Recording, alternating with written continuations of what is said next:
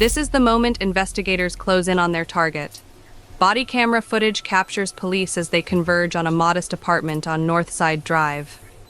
Police suspect that inside is the man they're looking for, a local Uber driver named Carrie Calvin Gassag.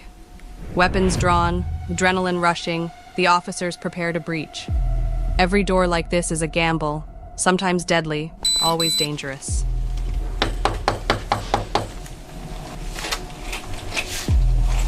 U.S. Police. Show me your hands. Come on up. Come on up.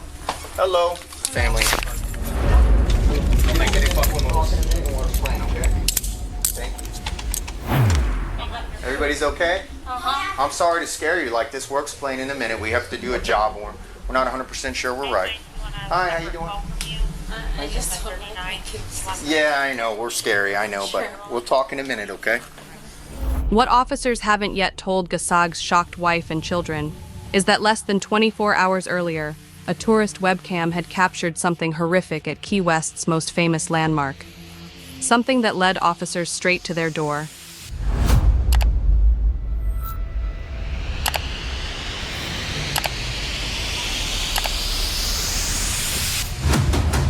How many people in the house?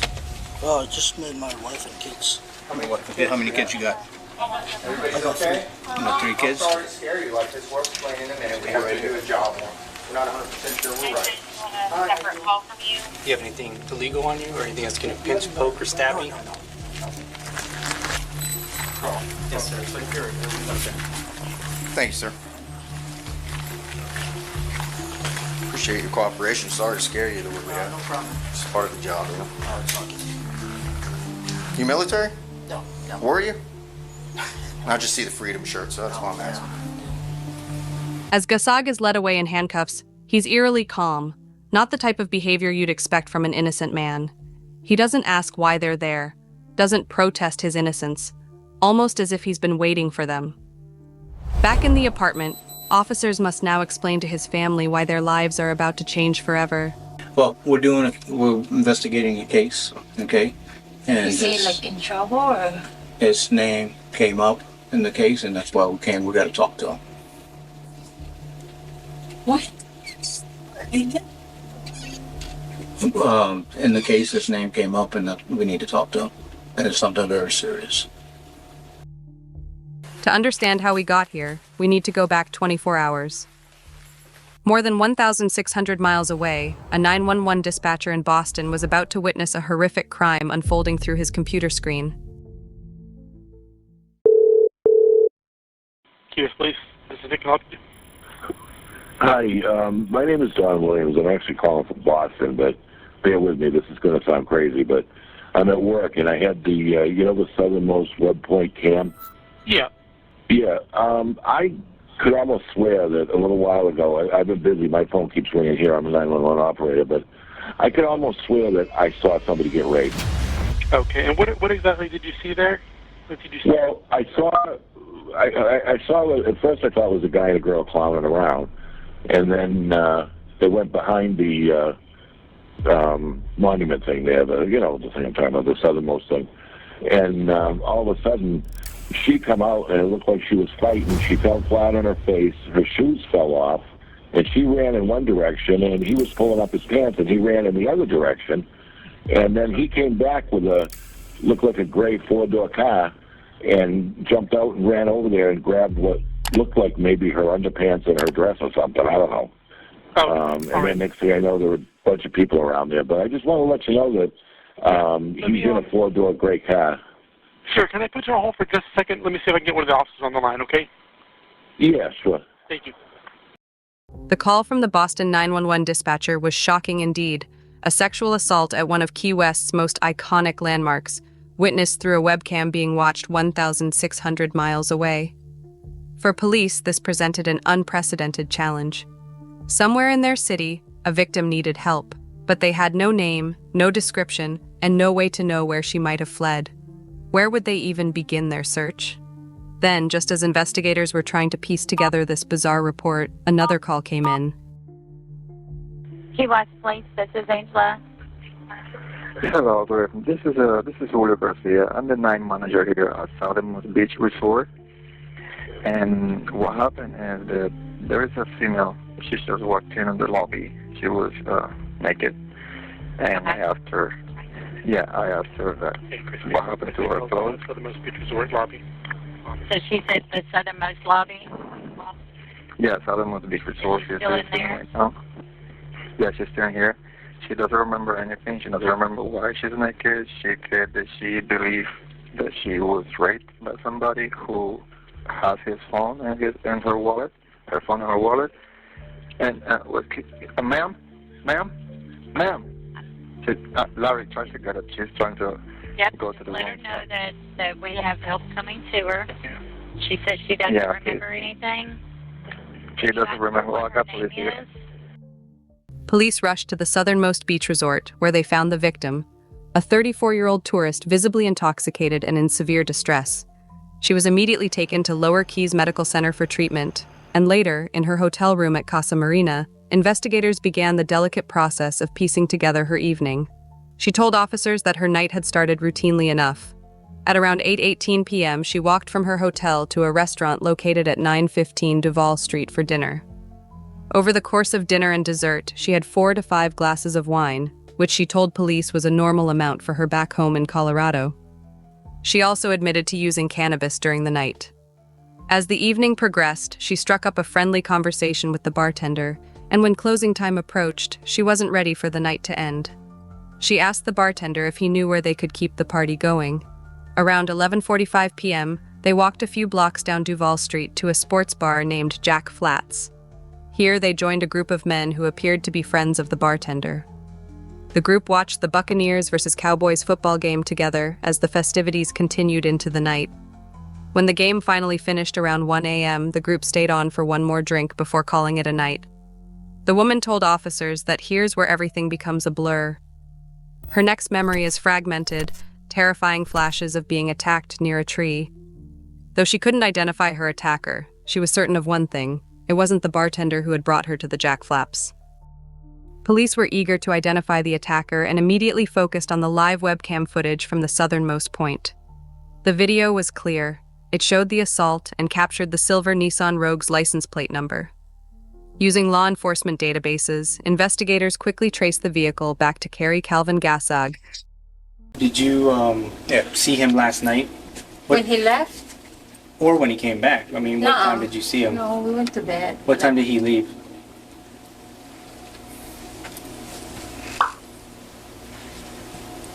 Holy moly. Is that your husband? Is he gone crazy or what? I know it's a little frightening, but Where's that at? it's downtown. That's why we just want to let you know what's going on. So you do have your kids here, and it is kind of scary enough for us to come in. We can't tell you everything because it's an ongoing investigation, okay? But that's why some of these things that we're showing you, that's why I put it this way, like the Well, clothing. at this I see now pictures that prove something, but I don't know, I can't believe, You see how he wasn't surprised when we handcuffed him? At the club. Never asked why we were here or why he was been put in handcuffs. I don't know, but we barely And I don't we want, barely let go. and for your respect, okay, I don't want to be talking in front of your kids because your kids don't deserve to be going through this. They're back there already with their phone recording, and that's fine because I'm recording. We're all recording, so that don't matter with them. But I don't myself. The kids are kind of small, you know, for me to be telling you everything. But we're showing you this so you know why we're here. We're here for a reason. And there's a reason. We do have a victim, and that's why we're asking if we could have consent to check some of the stuff to see if basically it's some of that stuff that he's wearing, which you confirm that he wears. That's what we were asking. Okay, we're gonna be out of here for you guys to do that in here. Would that be okay? I mean, I give you guys, permission. Of course. I'm gonna get a paper for you to sign, just saying that you're giving us permission. Okay? Okay. And then all that is us giving us permission. We're not gonna ransack your house. Grab it? Yeah, we're not gonna ransack your house. Armed with the wife's permission, officers searched Gassag's home, collecting several items of clothing, including a Blue Huck brand t-shirt and gray shorts, matching what he had been wearing in the webcam footage. But there was another crucial piece of evidence that would reveal an even darker story. Using the tracking feature on the victim's iPhone, officers located it discarded in a gravel planter near the intersection of Waddell Street and Alberta Street. On the phone, they discovered a 7-minute video from that night, time-stamped at 1:30 a.m., a recording the victim had no memory of making. The recording painted a horrifying picture. It begins with the sound of the victim crying hysterically. A male voice, identifying himself as Calvin, can be heard telling another man to stop what he's doing. Through the chaos of multiple voices, both in English and Spanish, it becomes clear she is being sexually assaulted. The woman's desperate pleas to stop continue, while Calvin can be heard ordering the man to zip up his pants. In that moment, what appeared to be an act of rescue would instead become the beginning of another nightmare. After seemingly rescuing her from one attacker, Gasag promised to drive the traumatized woman to the safety of her hotel. But during the drive, his true intentions became clear. He began making sexual advances, asking her if she wanted to have sex with him. When she adamantly refused and demanded to get out of the car, Gasag instead drove her to the southernmost point buoy, where she became a victim for the second time that night. With Gasag in custody and his role in the second assault clearly documented, investigators faced a new challenge, identifying the first attacker.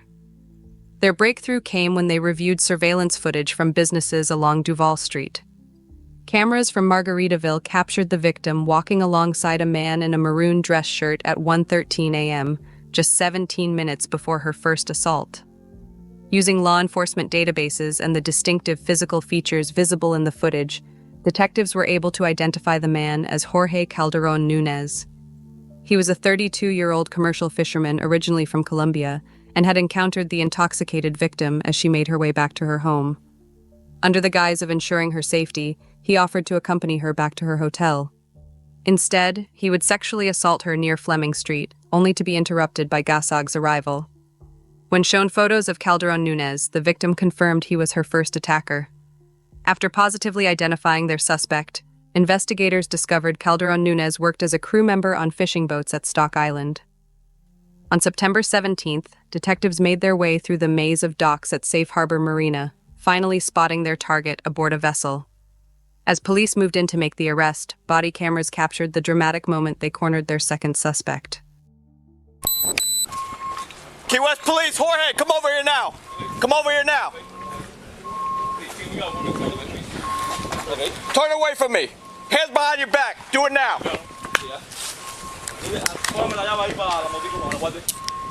6'1", 110-15. No. Step down. Bótamela, por favor, mi cosa.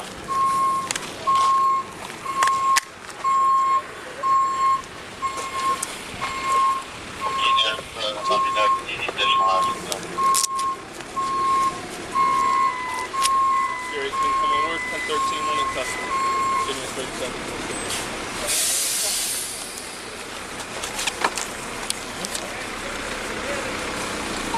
Michael, ¿la puedo guardar, por favor?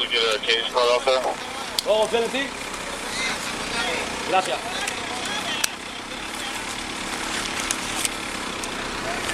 ¿La licencia es tuya? ¿La ti? Sí. Ahora el teléfono. The B5 or 6 officer of the cage car on the stuck out. After taking Calderon Nunez into custody, detectives interviewed him about the events of that night. When questioned, he claimed he couldn't remember what happened, blaming alcohol for his memory loss. But when shown the surveillance video of him meeting the victim on Duval Street, his demeanor changed. He acknowledged that it was indeed him in the footage, quickly adding that he doesn't remember any non-consensual activities. Even when shown the cell phone video evidence, Calderon Nunez continued to maintain his innocence, claiming that he didn't see anything wrong with a woman crying and a guy talking. The evidence against him, however, would prove damning. DNA testing of the victim's clothing revealed a match to Calderon Nunez. They charged Calderon Nunez with sexual battery, alleging he was involved in the initial attack on the victim before she was further assaulted by Kerry Calvin Gasag. Meanwhile, the case against Gasag was even more damning. He was charged with sexual battery, false imprisonment, and tampering with evidence. He initially claimed the sexual encounter was consensual, but the video evidence and victim's statement contradicted his account. He eventually accepted a plea deal with the state and was sentenced to 10 years in prison, followed by 5 years of probation. Calderon Nunes continues to maintain his innocence and is currently awaiting trial,